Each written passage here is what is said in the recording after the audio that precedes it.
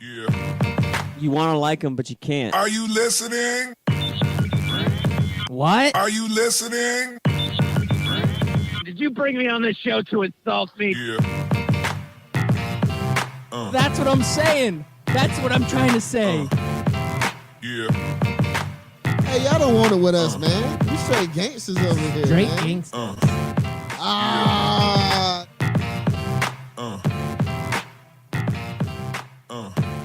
Yeah, it is Friday, and you are listening to the Scout Team with Scout Team Sports. We are excited to be back with all of our listeners this morning because we are back to football. We had a great Thursday night. But before we get started into all of that, I wanted to go ahead and just say that you are the most egotistical, self-deluded person I have ever met. that's right, I am Loudbeard, and sitting across from me is the greatest patriot I have ever known. This guy, he's basically more patriot than G.I. Joe.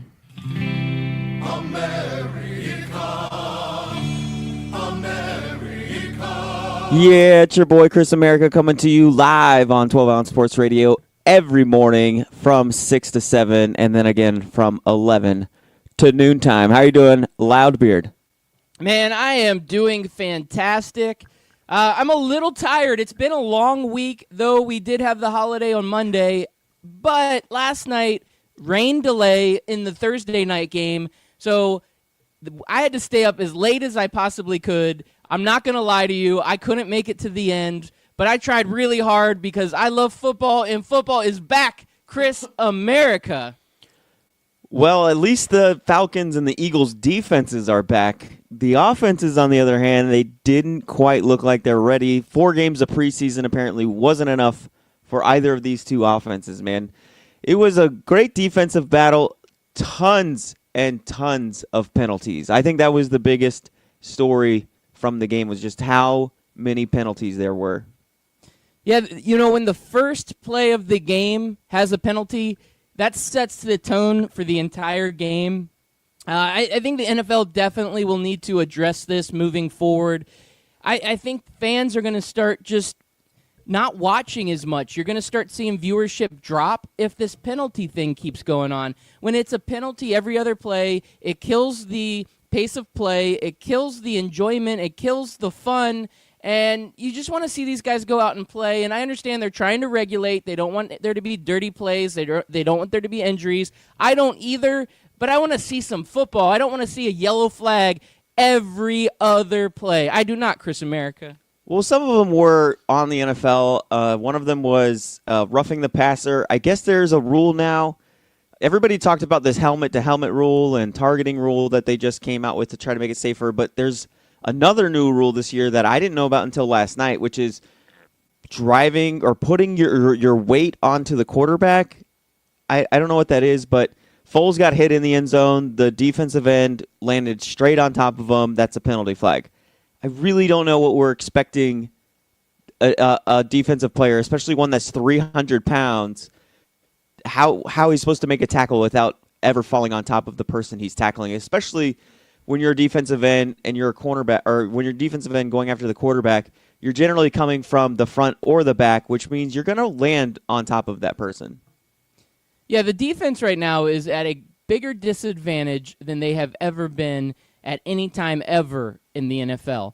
When you look at defensive backs, they are called for so many pass interference calls nowadays because if they touch them wrong, if they grab just a jersey just slightly, they call pass interference.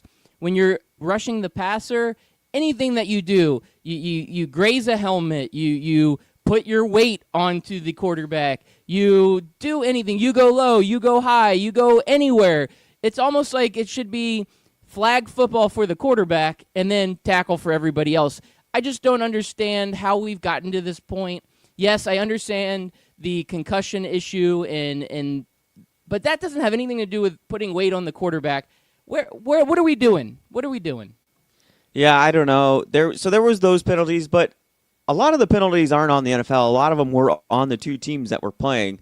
There were offsides. There were false starts. There was holding. Like, it was just a lot of undisciplined football that we saw last night. Like I said, those teams didn't look like they were ready. They looked like they needed maybe another 2 more preseason games. God forbid we give them that, but it was a lackluster start to the season. Let's put it that way. Well, I'm going to chalk it up to maybe these teams. It's the first game of the season. They're getting their feet under them. They're tired. They've got to get back into game shape. You don't get into game shape unless you play games. So it's going to take time to do that. And so I'm not going to worry so much about that. But what I do worry about is these 2 offenses. These guys, they could not finish it. This is a 12-18 score. I mean, this is not a good score. I predicted ahead of time 24-27, which I thought would have been a reasonable score for 2 pretty good offenses. And I said the Falcons were going to win. I was wrong. I'm admitting it on air. I was way off because the Falcons offense, they got in the red zone 5 times, and they finished the game with 12 points. Does that make any sense to you, Chris America? No, it really doesn't. And I was thinking last night, too, that I don't even know if I can give you an idiot sandwich, or I don't know if I can tell you that you're wrong, because if you would have told me, Chris America, that the Eagles would only score 18 points and 8 of those points would come in the fourth quarter, I would have been like, man, I can see the Falcons winning that game.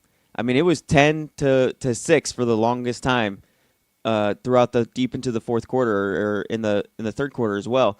But yeah, I can't give you that loss, man. Yeah, no, this was a weird game. It didn't feel like regular NFL season yet. It felt a little bit more preseason-ish. But when I look back, the Falcons come out and they drive the ball down the field fantastic. They get down to the red zone. They end up going for it on 4th and 1 or 4th and goal, and they can't get the ball in. Eagles get the ball back. Then they come down again, get into the red zone. Can't convert, end up kicking a field goal. Matt Ryan has an interception in the red zone. I mean, these are situations where, as an offense, you have to be able to convert these situations into points. And it doesn't need to be 3 points every time. You need touchdowns. And you have weapons like Julio Jones. You have weapons like Tevin Coleman and Devontae Freeman. And even the new one, Calvin Ridley. Right? I'm getting off base here, but yeah, Calvin Ridley did nothing. I'm glad I benched him. Yeah, he did nothing. So I don't know what this offense is doing. Now, this is the second year the offense is being led by Steve Sarkisian, who we know as the guy that had the train wreck at USC, and maybe he is just not the offensive mind that can run this team. We saw what Kyle Shanahan could do 2 years ago. This was one of the most prolific offenses in all of the NFL. They made it all the way to the Super Bowl. They should have won the Super Bowl, and now 2 years later, with the same, if not more, offensive weapons, they cannot convert the ball in the red zone. And to me, that is just not acceptable if you're a Falcons fan. Now, I will say, as an Eagles fan, or I'm not an Eagles fan, but Eagles fans out there, I'm a casual Eagles fan. I should have probably went for them last night. I'm disappointed that I didn't. I did get crap from my sister, who is an Eagles fan. She was kind of sending me text messages at 1 in the morning or 12:30, like, hey, what time should I call in the show to brag about the Eagles winning? And I told her, go to sleep. So this is what I want to say about Philly. Congratulations to them for the win. They find ways to do it. They have their number one quarterback who is injured, so they have Foles in there. Now, Foles did win the Super Bowl, so he's a talented quarterback, but he also has some deficiencies. He's not the best quarterback on the field. He is the guy that's out there doing exactly what he needs to do. He's doing just enough to get the win. And this was a play from last night that really stuck out to me. Listen up. This time, the give goes to Clement on a reverse. Aguilar fires to Foles, and Foles out of bounds at the 25-yard line. The Philly special worked again. Yeah, that is a team that knows what they're doing. If you go and you do the play that is most memorable from the Super Bowl and you do it again and it's successful, you know you're on top of the world and you're doing it right. And that's what I want to give credit to the Eagles. They deserve that win last night. Congratulations to them. The defense stood up where it needed to. Fletcher Cox, their great defensive lineman, he had an amazing game. I loved watching football. I'm glad it's back. It was a shame that it was a little sloppy, but I don't know, man. I'm excited. Yeah, like you said, the the Falcons' offense hasn't looked the same since you said it was Shanahan that made their offense great. Yeah, Kyle Shanahan was Kyle the Shanahan, offensive coordinator. Yeah, man. I mean, Oh, Julio yeah. Julio Jones seems to be the only guy able to do something in this offense. He had 169 yards. That's nearly half of Matt Ryan's 251 yards. So actually, no, that's over half of his 251 yards. Sorry, math is hard at 6 o'clock in the morning, guys. But Math is always hard. I don't care what Yeah. time of day it is, when it is, whenever it is, it's always hard.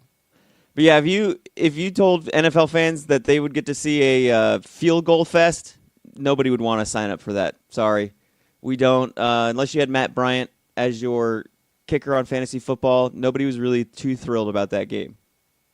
Yeah, the good news is it's just the beginning of an action-packed weekend that we have coming up. We have a great slate of games coming up this weekend. We've got college football, we've got pro football. We are going to be so busy with football this entire weekend, we're not even going to know what to do with ourselves. I don't know about you, but I'm just looking forward to maybe watching some games that aren't, maybe a little bit more high scoring, maybe less defensive action. So I'm thinking that I need to get some really good high scoring games to make up for what happened this game. I don't know. I think let's talk about some of these games coming up this weekend. You got any on your list that are really jumping out at you? I've got the schedule in front of me. I see a couple that jump out at me. I don't know if you've had a chance to look yet, but I would say one of the games that I'm looking forward to, Chiefs and Chargers. I think this is going to be an evenly matched game, and I think the Chargers are going to know how to put some points on the board. The Chiefs will know how to put some points on the board with Patrick Mahomes hopefully just airing it out. So I'm looking forward to this being a good offensive game. Yeah, that should be a good game. Hopefully more than 20 people show up to this Chargers team at StubHub Center. That's asking a lot. Now, see, you're getting to be unreasonable now, Chris America. This is L.A. There's really not that many people there. It's only like the second or third largest city in the country. But, Right. with that being aside, really, I think 15 to 18 people coming up to the stadium would be a win for the Chargers. Well, they have two teams, but the better team is not even playing at home this weekend. So maybe some of those Rams fans can go over and put on their Chargers jerseys and cheer them on because they're going to need help against this Kansas City team. I'm going to pick Kansas City to win that game, though. Yeah, I'm going to go opposite. I'm going Chargers, but I picked the Falcons last night, so obviously my picking skills aren't that great. So that might actually be good. These are the two teams I give the kiss of death. Well, these are the two teams that we predicted to win their division, right? Yes. The AFC West. So one of us is going to start off with a one-win cushion on this 16-game season.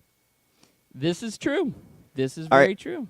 Another matchup I want to see this weekend is going to be Saquon Barkley versus the Jacksonville Jaguars defense. We've heard all summer long how much of ever since the Combine, basically, this is a once-in-a-lifetime player. This is a generational guy. This is one of the best backs we've ever seen in the world. Well, now we're going to see that put on display against one of the best defenses in the world, and I'm going to give the edge to Jacksonville, or at least Jacksonville's defense in this Jacksonville's D versus Saquon Barkley, the second coming of Barry Sanders, apparently. Yeah, I think people are giving this guy too much credit. You're going to... I was eyeballing this game also. This is a fun game.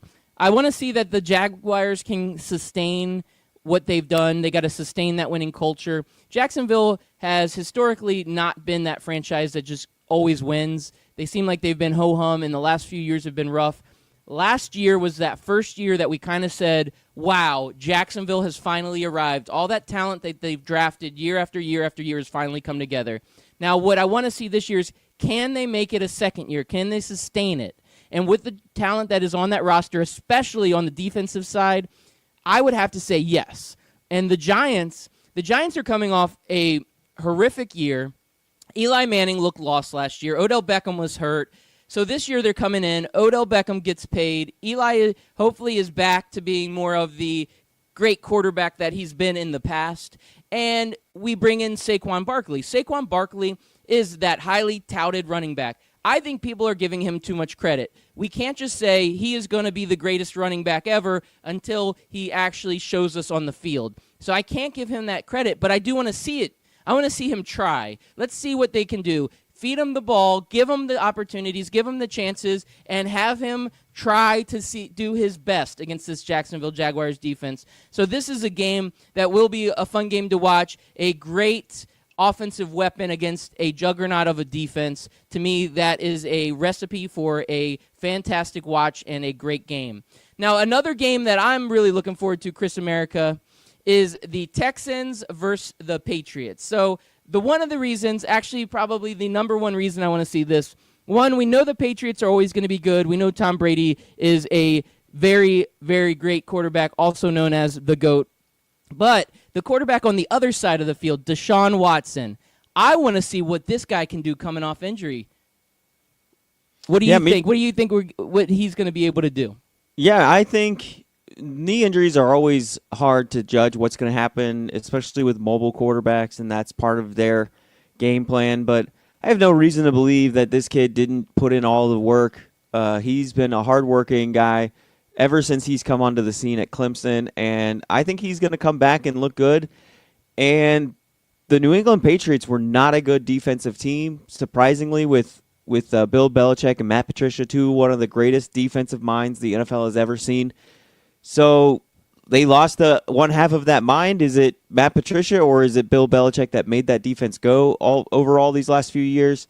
We'll find out. And did Bill Belichick make enough changes on his defense, because it was not good at all? Nick Foles lit him up. So unless they've made changes, I don't see why Deshaun Watson, who lit them up last year, can't do it again this year. Yeah, I'm looking forward to seeing what happens. All right, so next game, you got another one that you're eyeballing on the schedule? Obviously, I'm going to go for the Dallas Cowboys at the Carolina Panthers. These are two fringe teams in a lot of people's minds.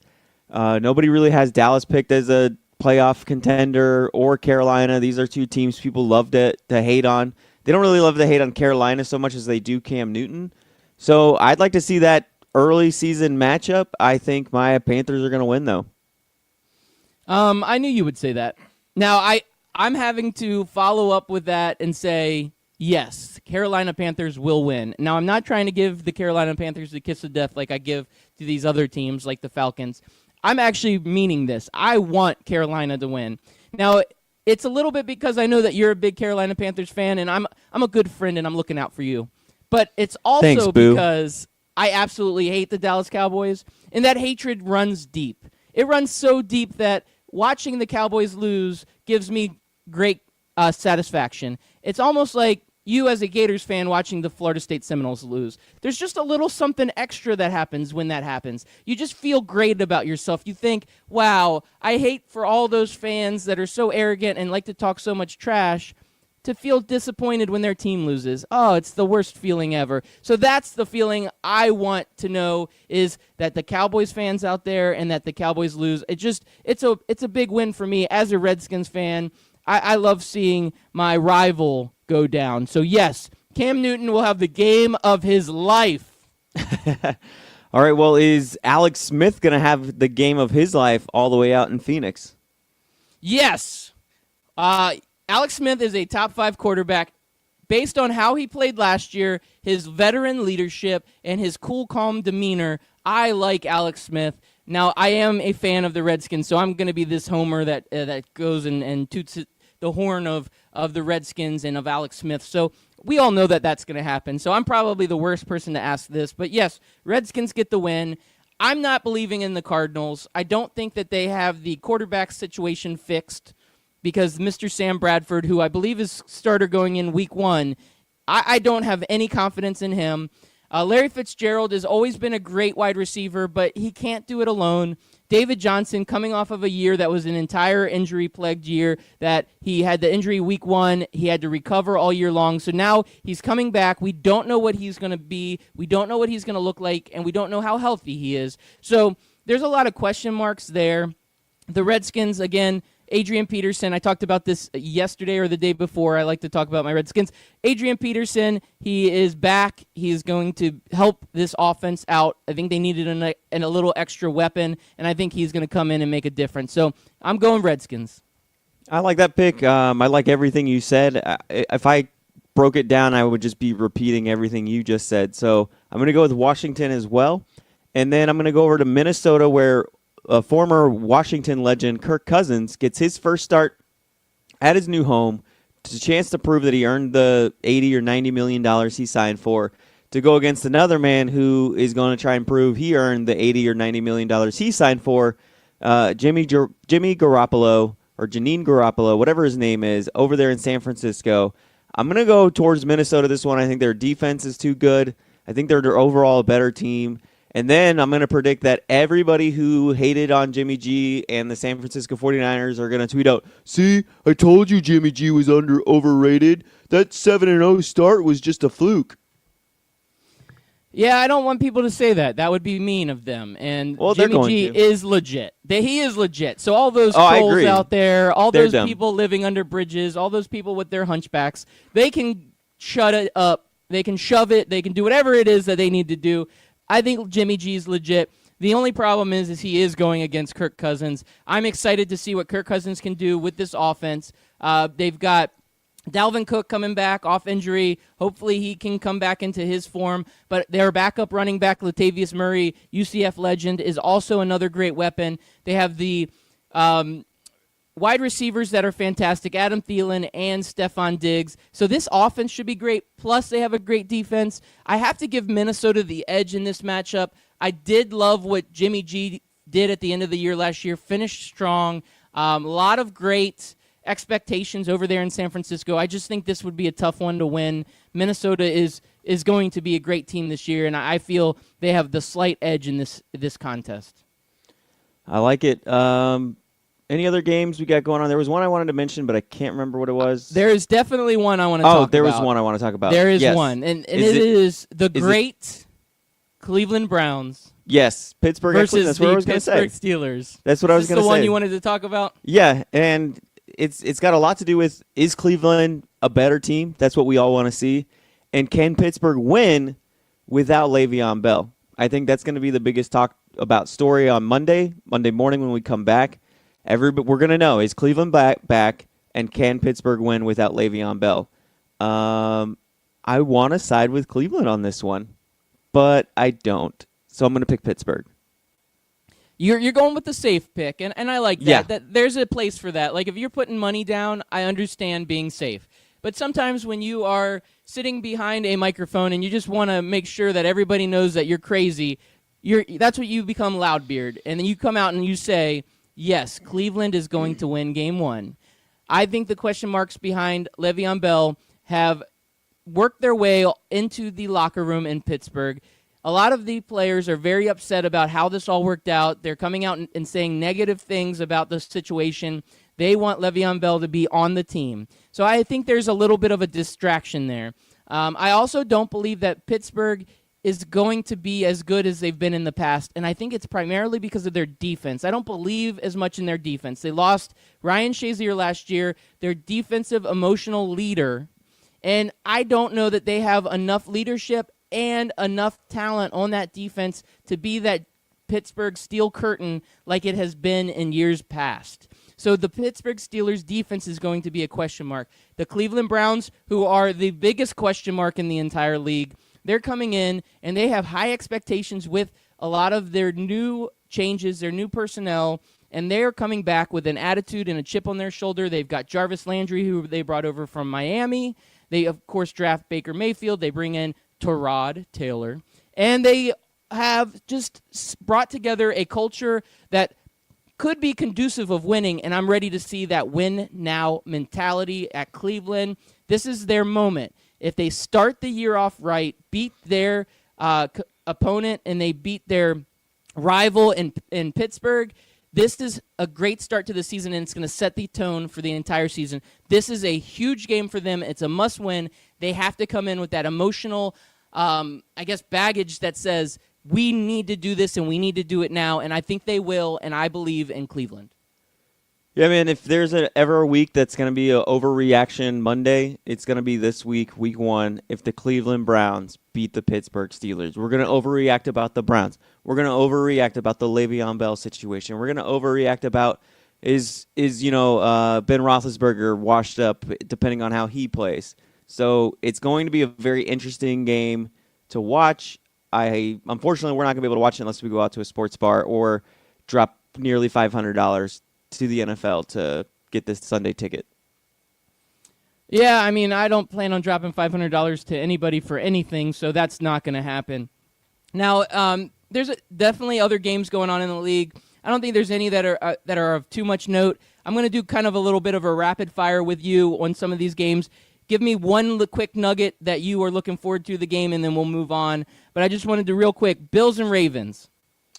Bills and Ravens, that's probably the least game. That's probably the game I care least about. So I guess I want to see how they use LeVar. Why can't I think of his Lamar name right now? Miller? Lamar Jackson. Jackson. Yeah, Man, it's Lamar early. Jackson. It's this It is early early. morning stuff. And we all know All right, I'm so bad with names. So that's really it. I'm going to go. I want to see how many interceptions Nathan Peterman can throw. There you go. That I'm Bucks- labeling that. I'm gonna actually. I got a new label for a game of the week. It's called the I couldn't care less game of the week, and that's Buffalo at Baltimore. All right, I second that. Bucks versus Saints. Saints roll them. Let's see if we get Fitz magic or if we get Fitz tragic. Which one is going to show up? That's a good question. I want to see the Saints offense score 1,000,000 points. Next one, Titans Dolphins. Titans Dolphins. Is Tannehill ever going to live up to the hype and the belief that I've heard people talk about him for the last 15 years that he's been on the Dolphins?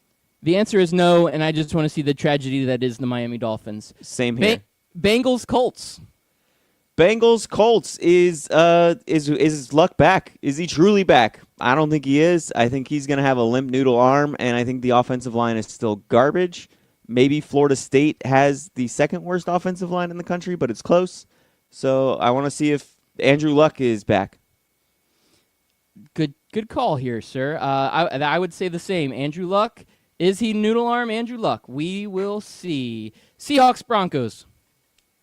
Seahawks Broncos. I want to see our boy, our man in action. My bold prediction for Defensive Rookie of the Year, Shaquem Griffin, ball out, harass whoever the Broncos decide to start quarterback. I don't know. They got Keenan. What's his name? I forgot it yesterday too. Case Keenum out there. I want to see him get abused by Shaquem Griffin. I'm going 10-plus tackles for Shaquem in this game. I second that motion. All right. And Bears-Packers. Bears-Packers. I mean, there's really nothing there. Is Khalil Mack even playing? I think they were trying to get him ready for week 1. I'm pretty sure he will be on the field. Okay, he'll be on the field. We'll see how he does. Let's really look for Trubisky, Mitchell Trubisky. Let's see if if the maturation process has gone on in the offseason. We saw Goff take the next step in year 2. Let's see if Mitchell Trubisky can do it. I'm looking forward to seeing how the Packers can integrate the 12 cornerbacks they've drafted in the last 2 drafts. That's a good call. Jets versus Lions. Let's see Matt Patricia, his first official game as a head coach, one that counts. Let's see what he can do. And Matt Stafford, once again, he's got to earn that money he's been making. I want to see the big arm of Sam Darnold. Let's see what that thing can do. And lastly, Rams versus Raiders. Let's see if the super team that the Rams have built is as super as they say they are. And let's see if John Gruden can even remotely earn his $10 million. Yeah, I'm going with Gruden also. I want to see what Chucky can do. Bring it back, Chucky. All right, Chris America, we're up against the commercial break. Well, first, let's do this real fast. Let's do our 2 picks real quick. Oh, yeah, I completely forgot. My bad, sir. We did talk about this in pre-show, the meeting, and I've dropped the ball. Go for it. All right, we each get to pick a team. We can even pick the same team if you want this week. It doesn't matter. We each get to pick 2 teams, and we can only pick these teams once a season. So if you pick the New England Patriots this week, that means you cannot pick the New England Patriots the rest of the season. So hopefully you've looked at the schedule. You've made your choice wisely. You understand. Do you understand what the rules are? You were kind of confused in the text message. I couldn't tell if you were messing with me or if you were legitimately confused. Yeah. And I still can't tell if you're messing with me. So I'll make my first pick, and I think I'm going to get this team out of the way.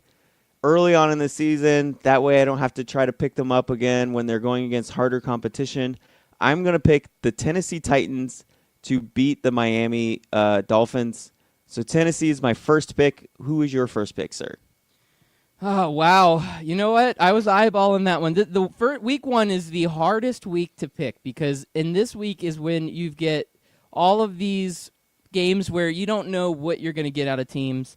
I'm eyeballing the schedule here. I'll be honest with you. There's some tough decisions to be made. I think I'm going to go, because I probably won't pick the Ravens any other time throughout the entire year. I'm going to go the Ravens over the Bills. That's a good pick. That's honestly a good one. It's one that I was eyeballing as well. Now that you say it, I might pick it, but I'm going to stick to my guns. I'm going to stick to what I have here in front of me, and that is Detroit against the Jets. It's the time that I think Detroit can be a good team, but I definitely think that Detroit's going to be that team where you never know what they're going to do. You can pick them to lose, and they'll come out and win, and then you can pick them to win, and they'll come out and lose. So I feel very safe with my pick of the Detroit Lions against the New York Jets on Monday night. All right, and I like to put my money where my mouth is, and I have to do this, Chris America. I have to be there. I have to be the man, and I'm going to choose the Cleveland Browns over the Pittsburgh Steelers.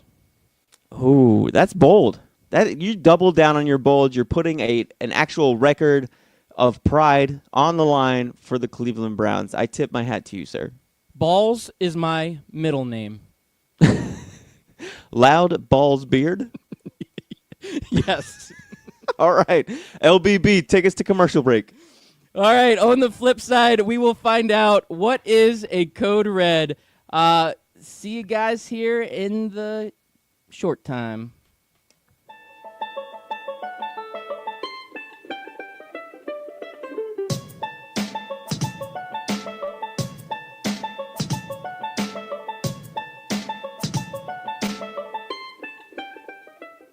Did you know 40 points on your credit score could cost you $40,000 on a mortgage? Thankfully, Lexington Law is here to help. Since 1991, Lexington Law has helped over 500,000 customers take action on their credit reports. Call 877-910-7472 to talk to a repair specialist now.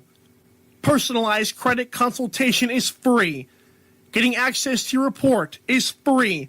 Plus free score evaluation with a recommended solution. Call now and get on the path to recovery. Call Lexington Law at 877-910-7472. That's 877-910-7472. Oh, it's summertime. And what's that mean? We're all heading off to the golf course. But don't go too fast. Make sure you go to 12ouncesportsradio.com and book a tee time. At the bottom of any page, you'll see Book Like a Pro. Click that banner, enter your course of choice or zip code, find a tee time you like, book that tee time, and you'll get up to 50% off, courtesy of 12 Ounce Sports Radio. Book like a pro, even if you don't play like one. Ring Central features all-in-one phone, messaging, and video conferencing. It's easy to use with unparalleled security. Ring Central simplifies things so you can grow. Call Ring Central to speak with a representative about a price for your growing business at 877-779-3860. Again, that's 877-779-3860.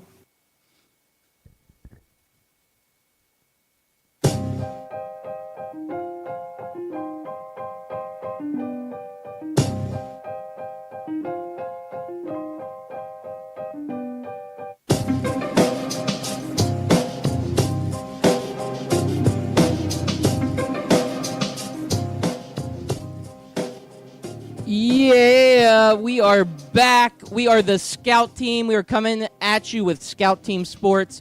We go live every Monday through Friday at 6 a.m. on 12 Ounce Sports Radio. We get re-aired at 11 a.m. so you can catch us no matter what time you wake up, no matter what time you're around, whether you're at work, whether you're driving to work, whether you're in the office, whatever you're doing. listen to the Scout Team. And if you want to get social and interact with us, you can always hit us up at Scout Team Radio on Twitter, Facebook, and on the Instagram. And I am excited to be back, Chris America. I feel like there is not enough time to cover all of the stuff that we have to cover today, but we have a huge fantasy draft coming up in the next few minutes. And, you know, it's fantasy football season, but we don't like to do the old stodgy, let me do the regular fantasy draft. We like to have fun with our fantasy drafts. So coming up here in a few minutes, we have an exciting fantasy draft. Make sure you guys stay tuned. You will love it. You do not want to miss it.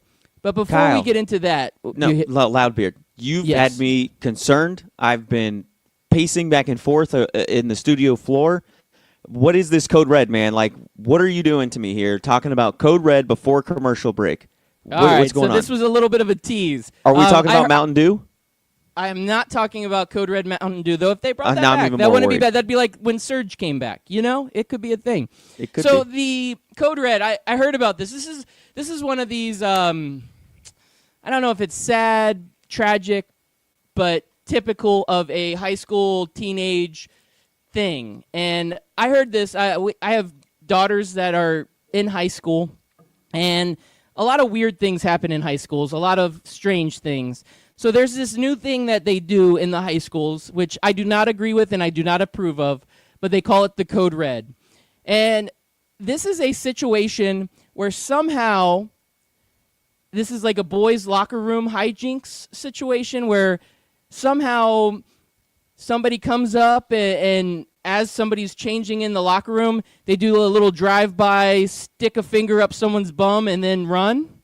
So they call that the Code Red, Chris America. So I just wanted our listeners to understand that the Code Red is not a good thing, and I believe that the reason Anthony Mack has not been on our morning show is because I believe Chris America has ordered a Code Red on Anthony Mack, the man with the golden mic. So, Chris America, I have one question for you, sir. Did you order the Code Red? I did the job. Did you order the Code Red? Chris America, did you order the Code Red on the man with the golden mic? I plead the fifth. 1, 2, 3, 4, fifth. I And plead the fifth, honestly, Your Honor. I'm not joking. I was told by my daughter that this is a repeat this thing. again. Repeat this So- again. It's early in the morning. Maybe I didn't hear you correctly. No, I think you heard me correctly. Yes, somebody walks by as someone's changing in the locker room and does a drive-by where they stick their finger in someone's bum and then I guess run away, or I would assume a fight would ensue because if somebody tried to do that with me, I would be swinging immediately. But they call it the Code Red, and this is a thing going on in high schools right now. Glad to see we've graduated our hazing from just like red bellies and like I know I got thrown into a lake on the cross country team. Glad we've graduated from that to sexual assault. Good job, kids. When I heard this, I was shocked. I as a parent, I'm like, if anybody ever comes near you to Code Red you, I will whoop punch them in the their throat. ass. Yes, You punch them in the throat. Yes, Throat punch. This is not happening. So Throat punch if- anybody who code reds people. If anybody listening out there, if you have kids and they start talking about a Code Red, immediately get involved. Do not let this happen. This is not good for society or for America. I am sad to say that I heard this story that this is an actual thing that's going on in high schools. Anyway, I don't want to bring the show down. I'd like to bring it back up. We're going to start this draft here in just a second, but we talked about it on our Wednesday night show. This weekend in college football is kind of a dud. There's not a lot of great matchups, so we're not going to spend a whole lot of time on college football. I know our fans love talking college football, but really there's not a whole lot to talk about, right? Anything that you want to just throw out there real quick before we move on to our draft? No, I think we said it all. The biggest matchups really are Texas A&M hosting Colorado State, Clemson. My Florida Gators against Kentucky. Maybe that might be a good matchup. We'll find out, especially if Kentucky wins. That'll be the most talked about game, breaking a 31-game streak.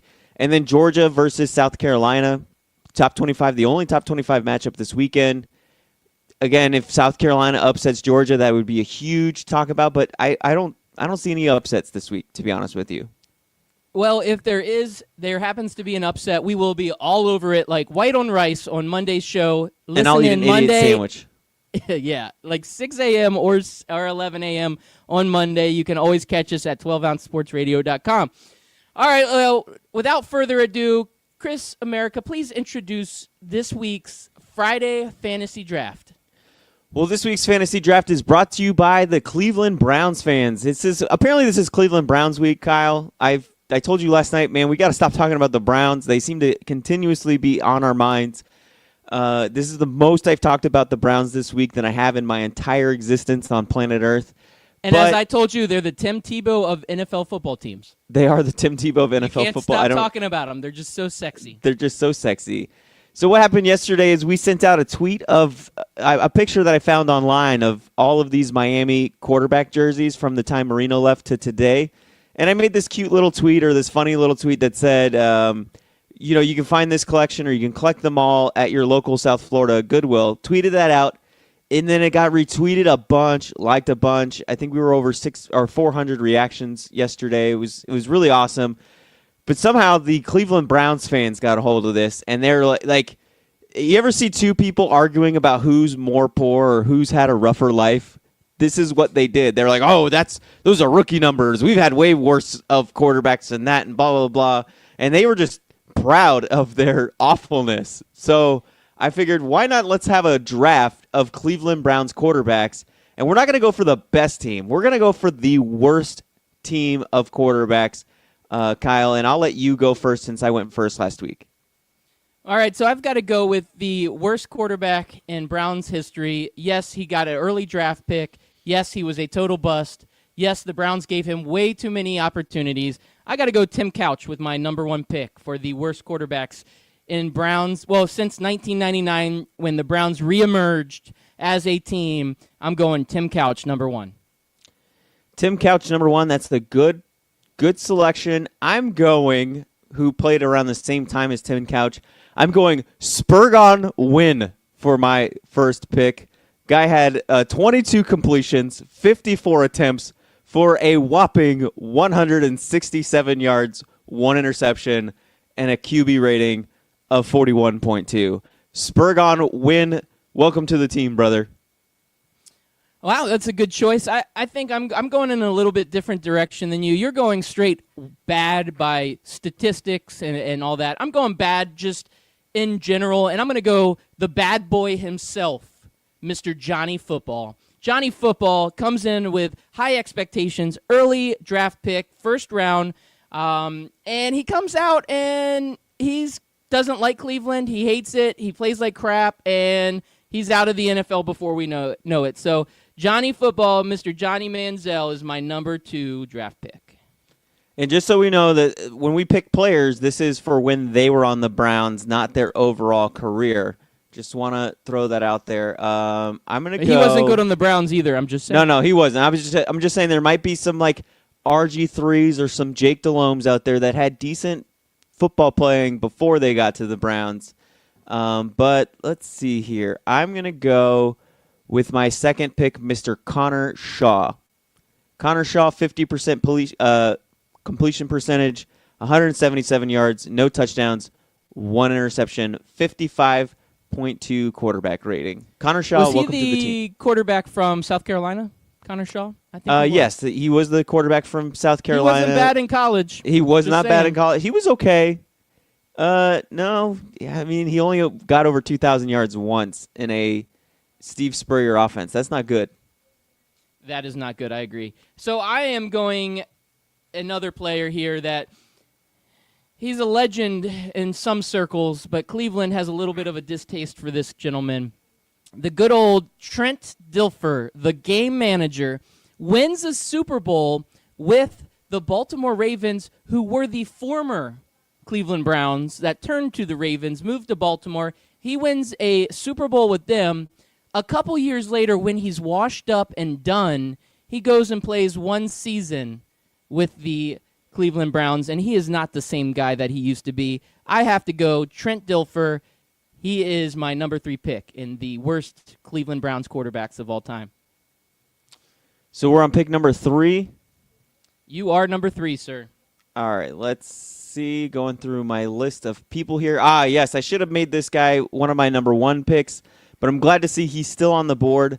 That is none other than Bruce Grodkowski. Bruce Grodkowski started one game. You stole my pick. That Yes! was I was going with Ness. That Yes. was a good pick. This should have been my number one pick. I should have written these down instead of just having them up on Windows, so it's kind of hard for me to go through and find them. But the guy started one game, played in two, was 7 of 21, 33% passing, 0 touchdowns, 3 interceptions, a quarterback rating of 2.8. How is this guy still on the board? That's a good question. He was on high on my list. I was hoping he would sneak to me in round 4. You ended up drafting him right before I was going to pick him, so now I have to go in a different direction. And I've got a list here of a few different players. Oh, I could go several different ways here. I think I'm going to have to go with the legendary Brady Quinn as my next Browns quarterback. Pick number 4, Brady Quinn. Brady Quinn's a good pick, solid, probably one of the most overrated quarterbacks of all time coming out of college. I love seeing him cry in the green room during the NFL draft because he didn't get drafted right away, and just watching him fall and fall and fall and fall and fall. It was a good time for me. I hate Notre Dame, as does every other red-blooded American. So that's a great pick. Going to be tough to beat, but I think I'm going to have to go with one of the brothers of a family that must have some dirt on everybody in the NFL. They must know the nuclear codes, and they've threatened to give them out. I don't know what it is, but the McCown brothers somehow always seem to be on an NFL roster. And I'm going to go with Luke McCown. Started 4 games, played in 5 in 2004, had 49% completion, 608 yards, 4 touchdowns, 7 interceptions, a 52.6 quarterback rating. Okay, I like where you're going with that. I'm going to go. I guess I have a theme. Other than the Trent Dilfer pick, my theme has been first-round draft picks by the Browns that have failed. And I think I'm going to have to continue that by picking Brandon Weeden with my 5th overall pick. So I think I know what your strategy is, and I like it. It makes me kind of worried because I've been going just awful quarterbacks, and that might get Browns fans to vote. That might get other people to vote. But what I think really might make Browns fans vote for your list is you're picking all of these first-round picks, so they're people that gave them hope and then snatched it away from them by playing awful and continuing on the Browns' legacy. So you're making me nervous with all these first-round disappointments. Yeah, I've got a strategy. After last week's beating I took in our fantasy draft where we went with Samuel L. Jackson movies, I had to come back with a better strategy, and I'm hoping it will work out this time. We're going to launch this on Twitter on a poll, and we're going to see what our fans will think. Now, is this the last pick? Yes, it is. Sorry, Miss Loudbeard came down to give me a kiss in the morning. I had to turn the mic off for a second. It was so a beautiful sweet. moment, and that is beautiful. I was trying to get away with it without you noticing. See, guys, if Loudbeard can find true love, so can you. Oh, that was mean. I shouldn't have said that. There is something wrong with you, sir. I'm the a-hole of That escalated quickly. It did. I mean, Are we on really got out of hand fast. Yeah, you have one more pick. This is my last pick. All right, I'm going to make my last pick. I think I'm going to throw in Austin Davis. Austin Davis played 3 games. Solid. Started 56 of 94, 59%, 547 yards, 1 touchdown, 3 interceptions, 66.2 QBR. And then we'll go honorable mentions. I'm going to do an honorable mention of RG3, your boy. Yeah, I had RG3 on my list. I also had Jason Campbell, another former Redskins flunky, first-round draft pick that goes to the Browns. Cleveland Browns seems to be like the orphanage for Washington Redskins quarterbacks that get disowned by that family. And the last pick, or the last person I had on my list was Seneca Wallace. That was another bad Browns quarterback. I also had Seneca Wallace on my list, but he just looked too good statistically for me to put up there. Yeah, he wasn't terrible, but he wasn't good. All right, well, sir, I look forward to taking you on today. I don't feel as confident this week as I was last week going into our Sammy Jack fantasy draft, so may the worst man win. Yeah, I hope so. May the worst man win. All right, so we got about 5 minutes left of our show. I know you love when I do this, but I need to just take 2 minutes of your time this morning and talk about tennis. Can you give me 2 minutes? You have 2 minutes. You have 120 seconds. All right, the clock is on. Okay, real fast. Serena Williams has made it into the U.S. Open Finals. I am excited to see this. I watched her last night. She was wearing a very fun blue dress on the court. We'll save that for the male aficionado. He is our fashionista of the show. But Serena Williams makes it to the finals. I was hoping for a all U.S. women or all U.S. finals on the women's side, but we don't get that. Osaka ends up winning from Japan over on the other bracket, so Serena will be going up against Osaka in the U.S. Open Finals. And tonight is the semifinals for the men's side, so you got Nadal on one side going up against Del Potro, and then on the other side you've got Djokovic. And so I'm hoping that we see a Nadal-Djokovic finals in the U.S. Open, and that will be a great ending to this great run here at the U.S. Open. So I'm going for Serena, and I'd have to say I'd like to see Nadal win also. So if we got Serena and Nadal as our U.S. Open champions, I will be happy. All right, tennis, out. Oh, man, you made it in less than 2 minutes. I was going to have to order a code red if you went over. Yeah, please do not order the code red. Did you order the code red? I did the job. Did you order the code red? I don't know. I have to chuckle. It's I a bad like it. chuckle because It's a bad for chuckle a bad 'cause- reason, but Yeah, but I had to kids, do it. kids these days. I mean, I had to walk uphill both ways in the snow in Florida, so I don't know how that works, but my life Barefoot. was so much worse. But now the kids just code red it, and then it's like a mic drop. They're like, "Oh, you had to do that? We code redded when we were in high school. Boom, mic drop. We're out. High school kids now they win for being the most douchiest." I don't know. We had Frosted Tips and Fred Durst. I don't know if they've quite taken that title from us yet. You got a good point there. I didn't do it. I usually do this after the commercial break, but we have a great lineup today on 12 Ounce Sports Radio. I want everybody to listen in. One reason is at 7 a.m. here in just a few minutes, A Sip of Sports comes on. A Sip of Sports is a great show, and today they have a special guest, and that special guest is Loudbeard. Make sure you stay tuned, listen in, and you're going to love what you hear on A Sip of Sports this week. At 8 a.m., Clutch Talk Sports comes at you. It's a 2-hour show with our affiliate from Sports Radio America. Kevin over at Clutch Talk Sports puts on an amazing show. Check them out, or check him out. Cows and Quacks on at 10 a.m. Our re-air is on at 11.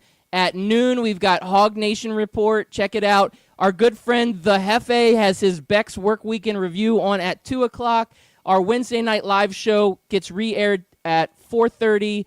And World Hockey Report this evening at 6, TNT Sports at 7, Cows and Quacks again at 8, A Sip of Sports replay again, and then at 10 p.m. tonight, the Primetime Angles radio show live. A superstar cast of shows coming up this afternoon, Chris America. It is gonna be epic. It's a Friday, man. Make sure you do it right. Make sure you get through the day with 12 Ounce Sports Radio. You won't regret it. You're going to have a good time. Before you know it, you're going to tune in to 12 Ounce Sports Radio the rest of the day. Before you know it, you're clocking out. You're going into your weekend. You're going to watch some football. You're going to have some fun. It's going to be awesome. Real quick, before we jump out of the show, Kyle, let's go over some things that we missed. Tiger McElroy scorched the BMW first round of 62s.